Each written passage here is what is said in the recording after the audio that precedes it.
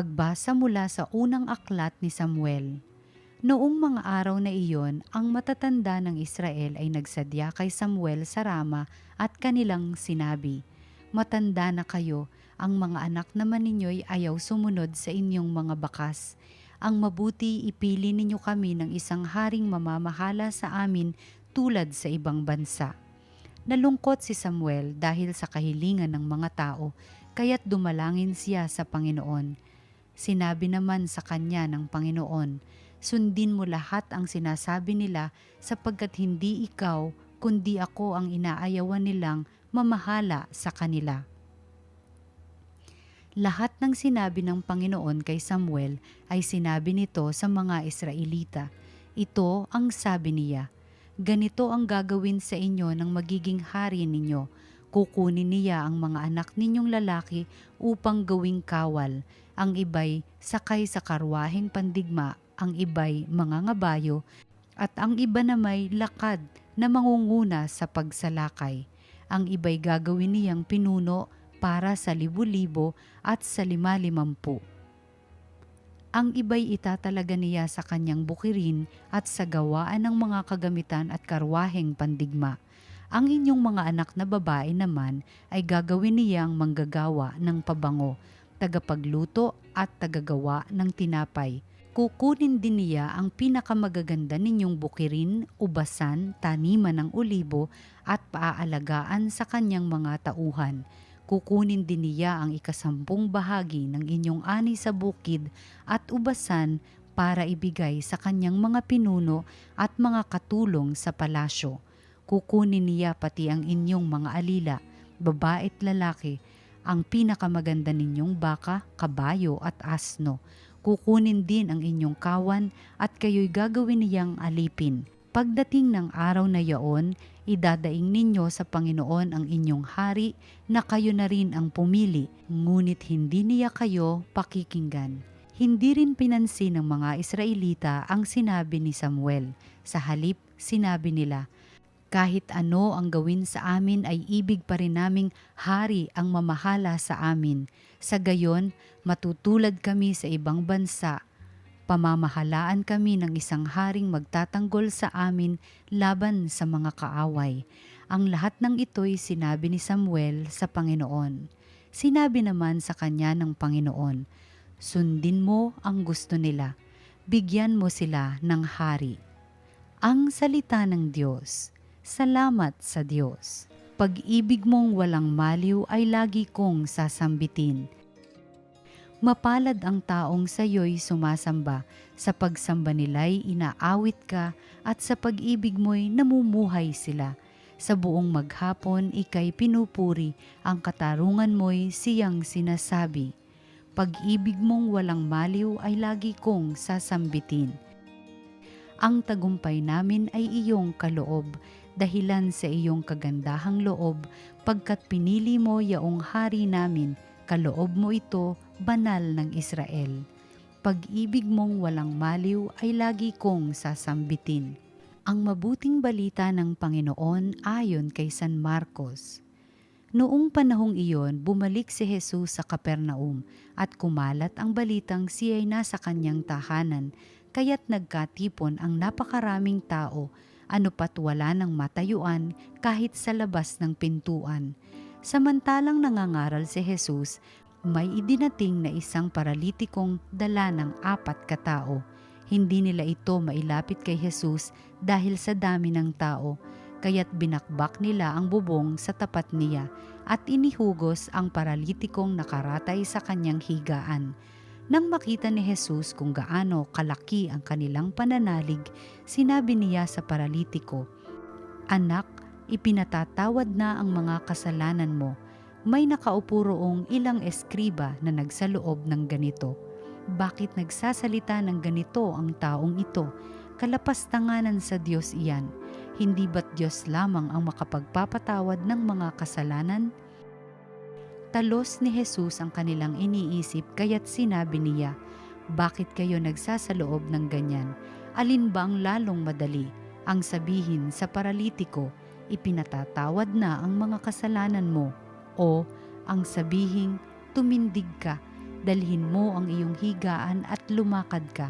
Patutunayan ko sa iyo na dito sa lupa, ang anak ng tao ay may kapangyarihang magpatawad ng mga kasalanan. Sinabi niya sa paralitiko, tumindig ka, dalhin mo ang iyong higaan at umuwi ka.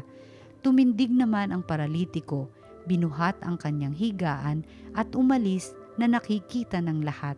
Sila'y pawang ng gilalas at nagpuri sa Diyos. Hindi pa kami nakakikita ng ganito, sabi nila. Ang mabuting balita ng Panginoon. Pinupuri ka namin, Panginoong Hesukristo.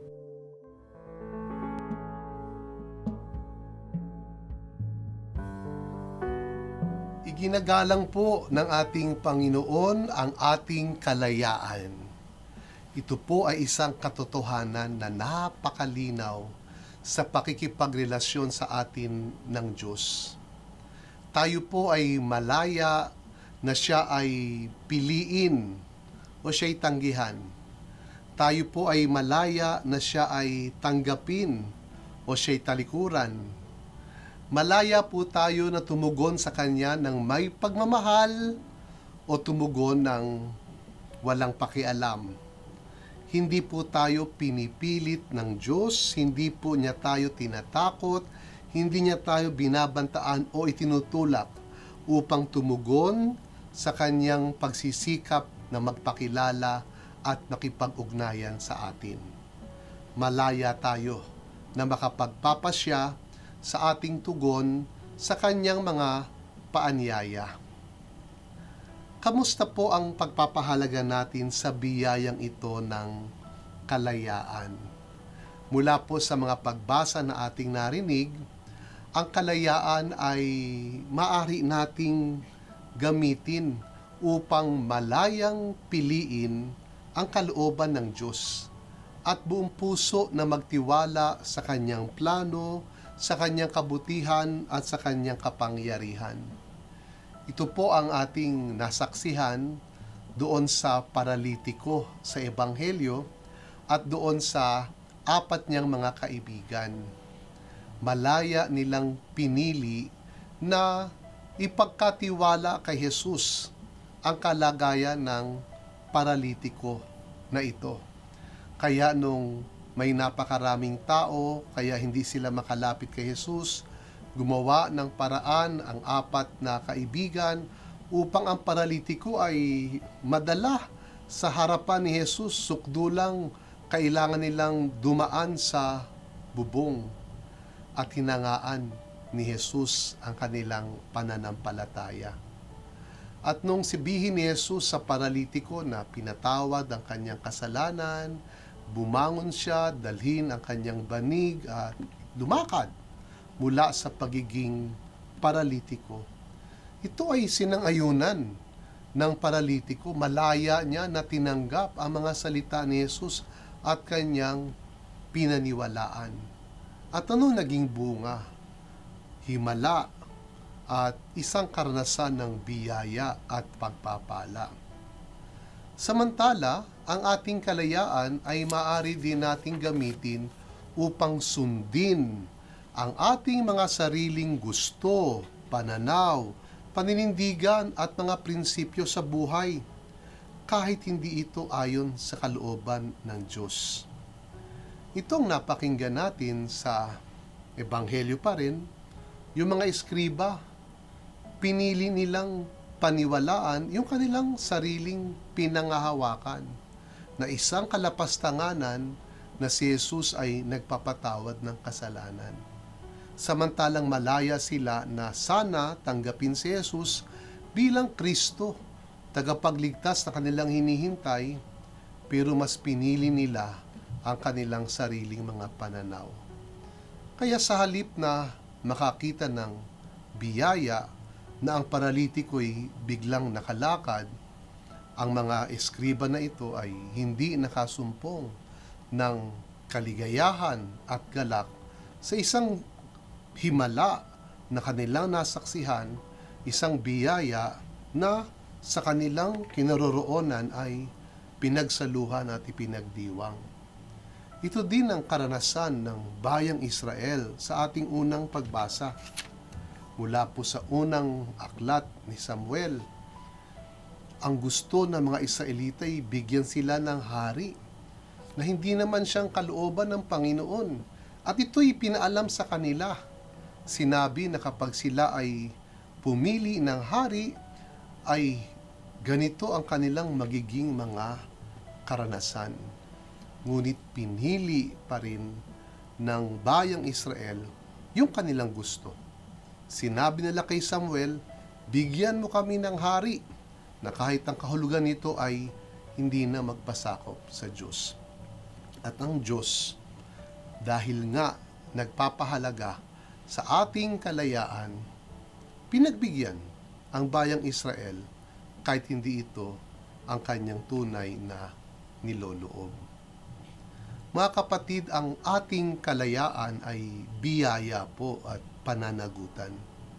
Biyaya na tayo ay malaya, makapipili tayo, makagugusto tayo na kung anong ating loloobin. Ngunit hindi sapat na tayo ay nakagagawa ng ating ginugusto at niloloob bilang biyaya. Ang kalayaan ay isa ding pananagutan. Pinagkakalooban tayo ng Diyos ng biyaya ng kalayaan upang tayo'y magmahal sa Kanya at sa isa't isa. Kailangan natin ng marunong na paggamit ng kalayaan upang tayo ay mapabuti, hindi lang dito sa mundong ito, kundi hanggang sa kabilang buhay. Ang kalayaan ay biyaya sa pagmamahal at sa pagliligtas sa atin ng Panginoon. Nawa sa lahat ng pagkakataon, papasalamatan natin ang Diyos sa kalayaan na ating nararanasan. At sana'y makita din natin ang kalayaan na ito bilang kasangkapan upang tayo higit na makapagpuri sa Diyos, makapagmahal sa Kanya at sa isa't isa, makapagmalasakit at makapaglingkod, at sa huli, makapagkamit ng kaligtasan na ating inaasam dito sa lupa hanggang sa kabila. At sumainyo po muli ang pagpapala ng ating makapangyarihang Diyos, Ama at Anak at Espiritu Santo. Amen.